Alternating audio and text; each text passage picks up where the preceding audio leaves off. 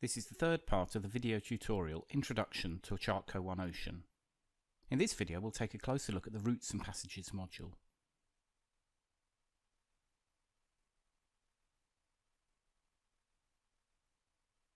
You can use the Routes panel to create and edit your routes.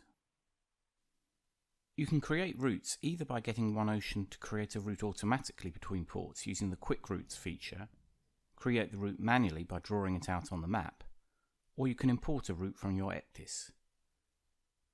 Once you've created a route, you can turn it into a passage. In OneOcean, a passage is defined as a route combined with the product's alerts and warnings that you need for the voyage. So let's start by creating a new route. In this example, we're going to use the Quick Route feature to do this. All I need to do is enter my departure and arrival ports. If you need to, you can add additional port stops using this option. When I click Create Quick Route, OneOcean uses a database of route networks to create a route which I can see and edit on the map. So in this case, I'm just going to adjust this waypoint and add a couple of additional waypoints. Depending on what ChartCo services you're subscribed to, you may have many other options for optimizing the route. Now I'm ready to save the route. You need to be subscribed to the Enhanced Routes and Passages service to access this feature.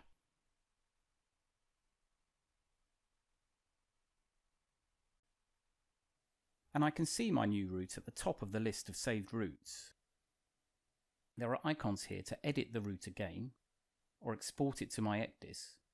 But in this example, I'm going to use this icon to create a passage based on the route.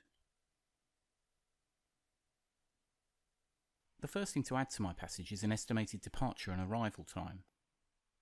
So I'll enter the arrival time I want, and based on my vessel speed and the distances in the route, OneOcean calculates the departure time. It's at this stage that I can add the products, warnings and alerts that I need for the voyage. The Passage Items panel on the map helps me to select what items I need to include.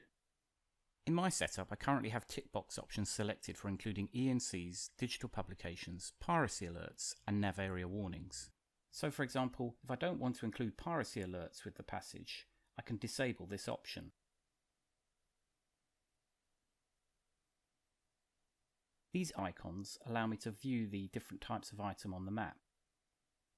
To look at the different type of items one at a time, I'm going to temporarily hide the digital publications, piracy alerts and nav area warnings and focus on the ENCs. In the ENC panel on the left is a list of all the ENCs that intersect areas near the route, and that's based on a buffer area which I can view on the map or adjust the size of here.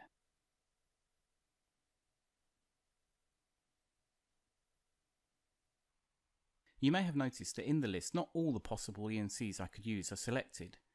OneOcean optimizes the list so that I'll have continuous coverage of the route at the best possible scale. If I need to, I can manually change which ENCs are selected.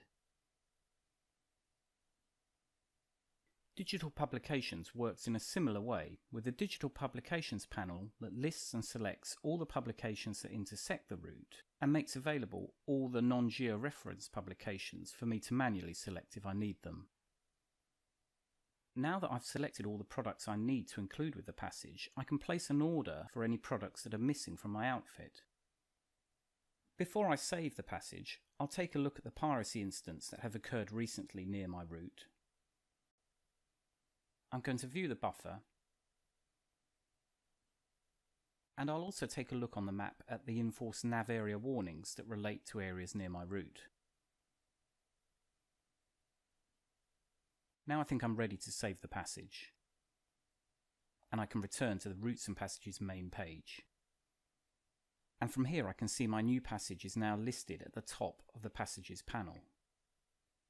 By using this icon, I can load the passage as my active passage, which I can see displayed in the Passage Status panel. Now that I have a passage loaded, it's displayed in all the modules that use a map. And in modules such as the ENC module, I now have available a Filter by Route option. This allows me to switch between viewing all ENCs or just the ENCs that my route passes through. Now that I have a passage saved in the Routes and Passages module, I can use this icon to generate a passage plan for it. See the OneOcean user guide for more information about creating passage plans. That brings us to the end of this video tutorial introducing some of the main features of OneOcean. Take a look at some of the other video tutorials available, or the OneOcean user guide.